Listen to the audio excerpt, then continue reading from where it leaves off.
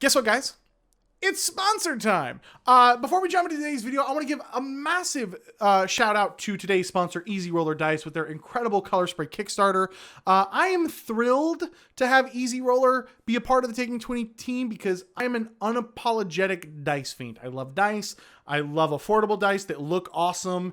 And this was just like an easy match that was like an easy match for me to talk about because I love dice. And when they came to me and they were like, yo, we're doing this color spray thing, it's going to be all about customization, I was all about it. And the Kickstarter is going incredible right now. There's only 2 more days to jump onto it, and they've just added some new rewards.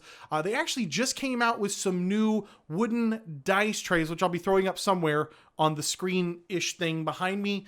And yeah, so check that out. Check out the Kickstarter. 2 more days. There is a specific link I want you guys to go to, okay? And the cool thing about this link is it'll work after the Kickstarter is over. So go to easyrollerdice.com/taking 20. Pretty easy.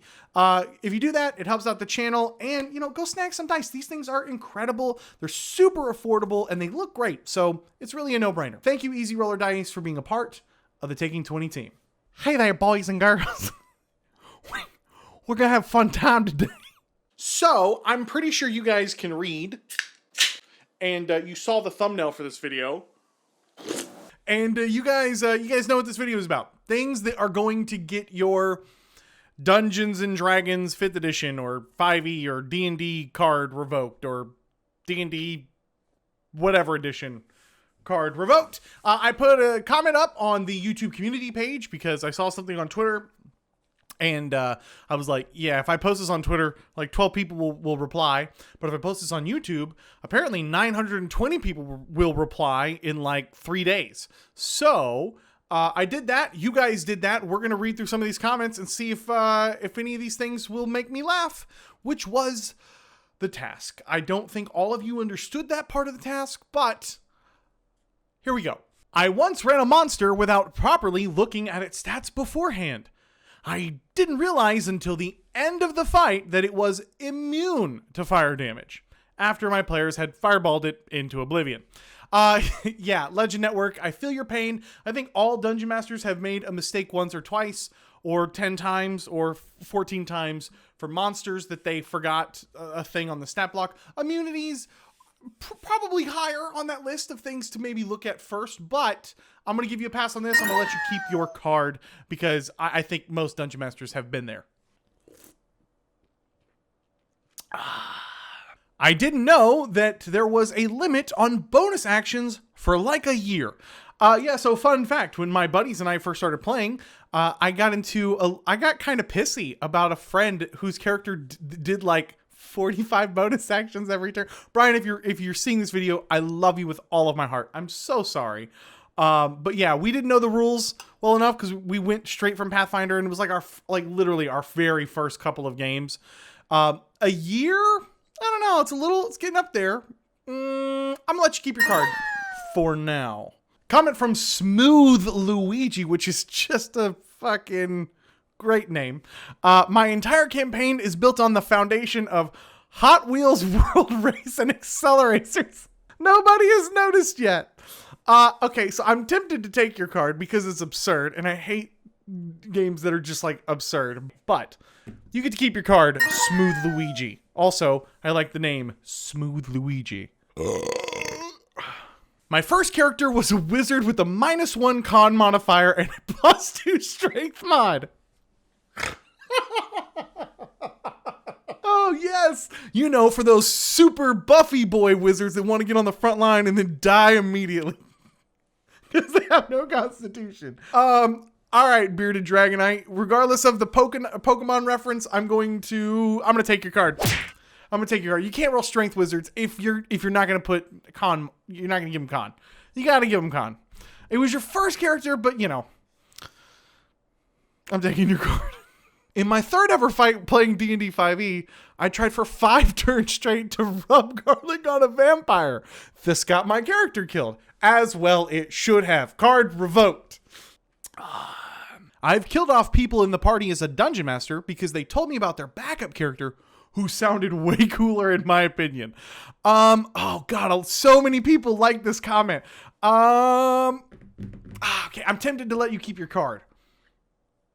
No, I can't let you kill. You can't just kill people because you decided that you got to let the dice decide, man. If the dice don't decide, you lose your card. That's the rule. I believe the fighter has good roleplay potential and doesn't have to just fight things.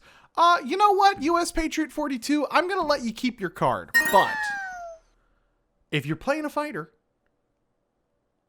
fight things, okay? I'm not saying just fight things. But your party is also kind of relying on you to, like, you know, help them not die and stuff. So you keep your card, but you're on thin ice. Also, I get it. Yeah, fighters are interesting. Fighters can be totally cool. I mean, dude, fighters are some of the best characters in books and stories and movies and everything. They're just dudes or chicks or whatever. I mean, you know, they're just people. They don't have magic. They're just good at killing things with the sword, but that doesn't mean that skill is all there is to them. So I totally agree. I let my party burn down the death house in Curse of Strahd. That's one way to deal with it. I'm going to let you keep your card because, you know, don't interfere. Let your players do stupid stuff. And if that stuff has consequences, it has consequences. And that's the game. Otherwise, you're just telling a story at them. So, you know, let their choices matter. You're fine. Ethan Collar says, when I first started DMing, I would have all my players roll all of their death saves on a single turn. Oh my gosh, don't do that. No, that would be terrible. Oh my God. Now a part of me is thinking like, well, of course that's awful because they go down and then it's their turn and then they make all their death saves and then they might die right then in that 6 seconds. And like players may not have a chance to get to them in 6 seconds, but they might stabilize. No, that's terrible. You can't do that. I'm going to let you keep your card because it says specifically when I first started DMing. But, you know, that's crazy. I might try that in my next game just for fun. Ran a beholder and happened to forget about the anti-magic field good times. Exalius the Owl, I'm taking your DM card because you got to read your fucking monsters, okay? Look, be mad. Be mad at me. Oh no, Cody's saying bad words. You got to read the monsters. The anti-magic field is like the thing that makes the beholder the beholder. So I'm going to take your DM card. You may have it back in 3 weeks when you can, recite the beholder, only the beholder stat block all the way through by heart. If you can recite the beholder stat block in 3 weeks, you can have your DM card back. Thus is my ruling. Mr. Vampire Pirate. Terrible fucking name.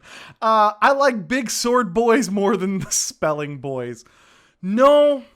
I mean, you're allowed to like them more. That's not going to lose your card, but you're wrong. So I'm going to let you keep your card or whatever, but you know, you're totally wrong. Sorry. I secretly fudge rolls every session so the players don't die. All right, Diddy Dude, give me your card. Right here. Not your D&D card, but I'll take your Dungeon Master card. That's mine now. There's no point in playing a game if there are no consequences. So let your players die. Let the players get themselves out of trouble. Let the players get themselves into trouble. Just let them play the game. Otherwise, you're just telling a story at them. I killed 2 players this week. 2 level 7s, by the way, with CR1 spiders. 4 CR1 spiders killed 2 level 7s because they just fucking split the party and just went way away from the other players. They got attacked by 4 spiders, and they died. I can't do anything about it. That's how the dice go. I run mock combats to see if my strategies would work. Oh, gross. Like 2 to 3 sessions before fighting the dragon, I will run a little mock combat and modify my strategies. Or as a dungeon master, I will constantly run mock combats between sessions to ensure no TPKs are coming up. Oh, God. I hate this all so much. I hate all of this so much. I'm going to put your name up here. So I hope your Dungeon Master watches my channel. I don't know who this is. Deniz Usta Gedik. Okay. I don't hate you as a person. You're probably a great person. Look, you like D&D. I like D&D. That's fine. What you're doing is terrible. And I hope your Dungeon Master catches you and changes all of his monster stat blocks. Just saying. Your card has been revoked. My cleric never used a single healing spell. Card revoked. Next. I combine Sentinel, Polar Master, and Tunnel Fighter. Card revoked. Next. I don't actually own any dice. So I have thoughts on this. My first thought is that'd be perfectly fine because maybe you're like in prison, right? Maybe you're a felon. Felons can't have dice in prison, so they got to do like little flicky twister things to get random because, they'll gamble and stuff. So, I mean, if you're a felon, you're just trying to get your D&D on, you don't own any dice because you picked it up while you were in prison. I mean, hopefully it was for like a white collar crime. That's fine. You can keep your D&D card. If you're just a lazy, bum that just decides, hey, I'm gonna, just show up and not care, and the DM's gonna give me dice, then, you're a terrible person and you lose your D&D card. So basically, what I'm saying is, if you're a felon, you get to keep your card. And if you're not a felon, and you're just lazy or cheap, you get to lose your card. Wally DM says, I used to pronounce chaotic with a ch sound like chalk. Chaotic. As somebody who has been on record as saying chasm, I feel your pain, Wally. Also, like what you're doing over there, bud. The Austinator says, was forced to write a paragraph of D&D smut by my players. Here's why I'm going to revoke your card. Not because you said the word smut or because you didn't capitalize D&D, but was because you said you were forced to write and you didn't write correctly. So, next. It doesn't matter if players cheat. Ugh, as long as everyone is having fun. Oh, God, just give that. No, stop. You lose your card. Oh, no. My introduction to D&D was 4E. I liked it. I still do. You know what? I'm going to surprise people here. Look, I don't like 4E. I don't like it. I didn't really give it a chance because I didn't like it that much, which is funny because, I'm just going to say this in a video, and it's probably going to come back to bite me. Everybody loves Chris Perkins as a Dungeon Master, and I loved watching him do the Acquisitions Incorporated games.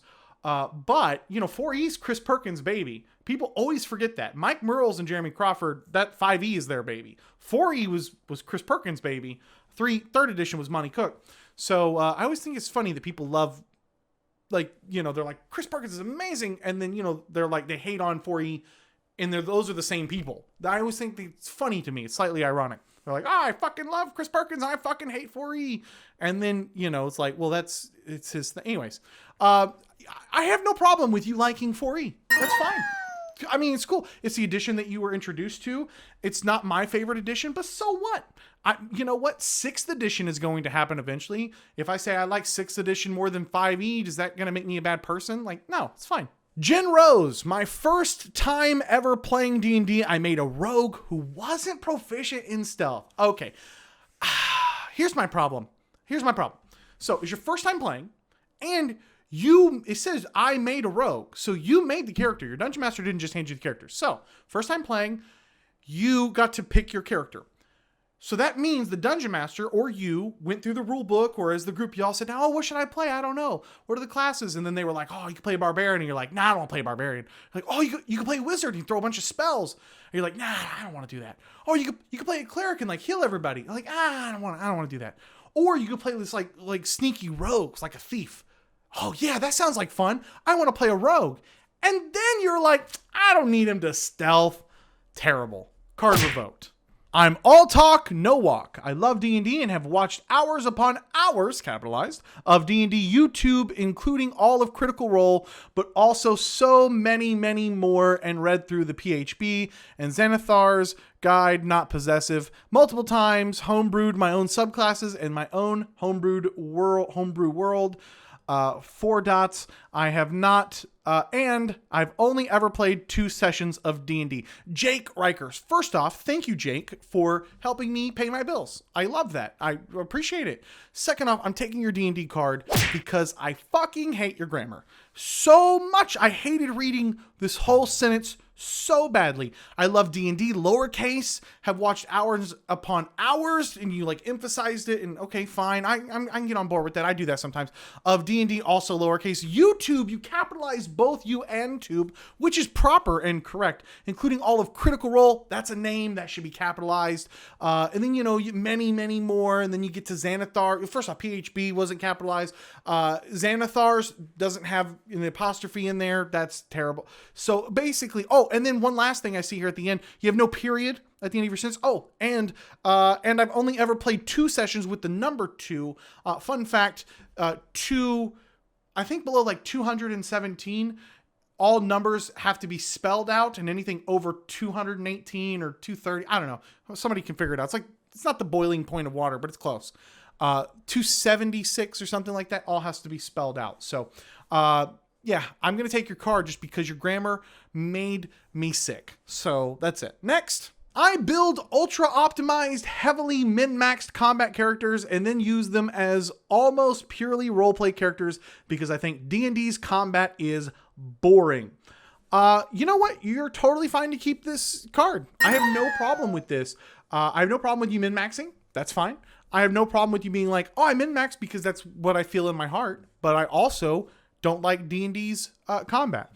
I will go on record and say, of all the role-playing games that I have ever played, which includes like 5 or 6 different editions of D&D, I've played 2nd edition, 3rd edition, technically 3.5, Pathfinder, which I'm counting, 5e, I've played 4e, I played Starfinder, which I'm counting, Pathfinder 2nd edition, which I'm counting, Torg Eternity and some other games. I played Edge of the Empire. Out of all the role-playing games I've played, Dungeons & Dragons 5th edition is the most boring in combat. Like, I don't think that that's subjective. I think that's pretty objective. Out of all of those games that I've played, which includes quite a bit of D&D, 5e easily has the most boring combat. Like, it's hands down the most boring. There's no strategy to it. You just take Barbarian and you rage and you attack people, or you Eldritch Blast people to death. There's nothing to do. There's no decisions to make at all. So, that's fine. I have no problem with this. You're allowed to have an opinion. I have yet to play a game of D&D that lasted for more than an hour, if that. I have no idea why every word in this sentence is fucking capitalized, but it hurts. Also, Demonic Queen, I'm going to do you a favor. I'm going to take your card temporarily. Here's what I want you to do. When you see this video and you see that your comment made it into the video, I want you to go down into the video's description. I want you to find the Taking 20 Discord. I want you to join said Discord. I want you to go into the Looking for Group channel, and I want you to start looking for a group. It doesn't have to be a commitment of your whole life every single week for 10 hours, but just find a couple games and just jump in them and play, and then you can have your card back. As a player, I always look up the others' sheets, not possessive, secretly, so I can tell them subtly what to use in combat. Don't do this. Good God, do not do this. Don't do this. Stop. Taking your card, no. You may have it back when you sit on your hands and don't say anything for 4 straight sessions while the other players make decisions. Sorry. Next. Nicole Scott said, I made a warlock and didn't take Eldritch Blast. I got to take your card. Next. I once misread Dark Vision range as movement speed for a monster. 120 feet of movement was maybe too much. I totally agree, Devin. Also, I'm not going to take your card. We've all made mistakes with monsters. I will say that it does, raise a little question that, like, when you saw 120 feet of movement, why wasn't that a red flag? But benefit of the doubt. You can keep your card. Paul Rawson Jr. What a great name. I don't know why I said that. I have no idea why I just said Paul Rawson Jr. Great name.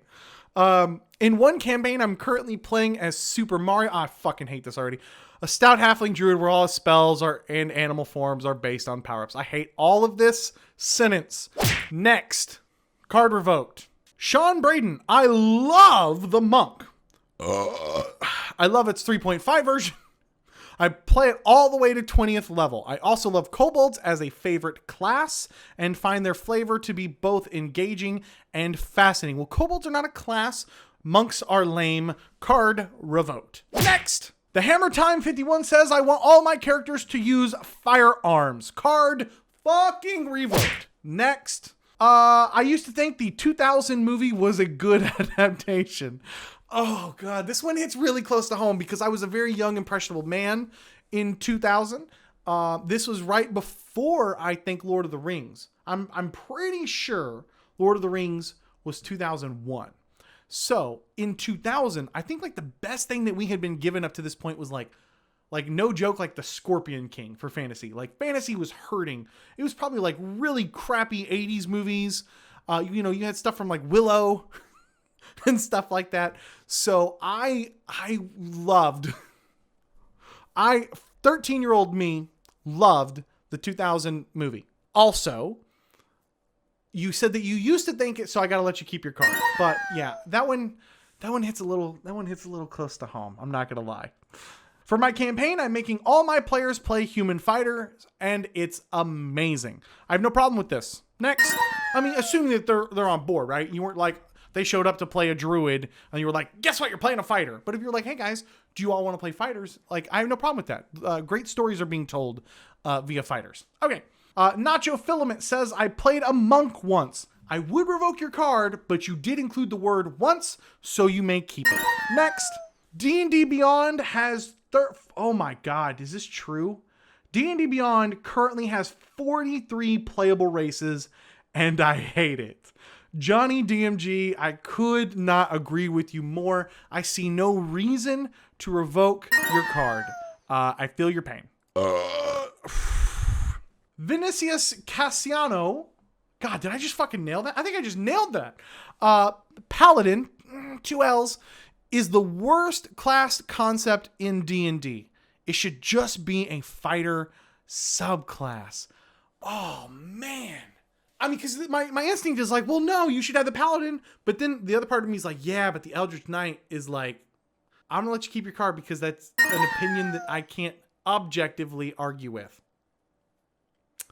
Well done for the thinker. I appreciate it. I want to give a massive thank you to all of my incredible supporters over at welcomeadventures.com. Thank you guys so much for just being awesome people. I don't have anything else to say about that. You guys are awesome and I appreciate it and thank you. I hope you guys have been enjoying all of the new maps from David. He is absolutely crushing it. And the July vote is official now. You guys ended up voting for the Fantasy City Slums, which just edged out the White Dragon Roost. So that map will be coming this month, plus a bonus map. If you guys aren't a Patreon supporter and you want to jump on and snag this month's maps, when you do so, you'll be able to get like the back catalog of the maps he's already done. So link down below. If this is your first time here and you love role-playing games as much as I do, or maybe you're learning to love role-playing games as much as I do, I'd love to have you subscribe. I put out videos on DM tips, player tips, tutorials, and more random crap like this. So if that sounds like something you might be interested in, just hit the subscribe button down below and come join us. Thank you guys so much for watching. My name is Cody, and may your games be filled with awesome memories and even better friends. I'll catch you guys next time. Yeah.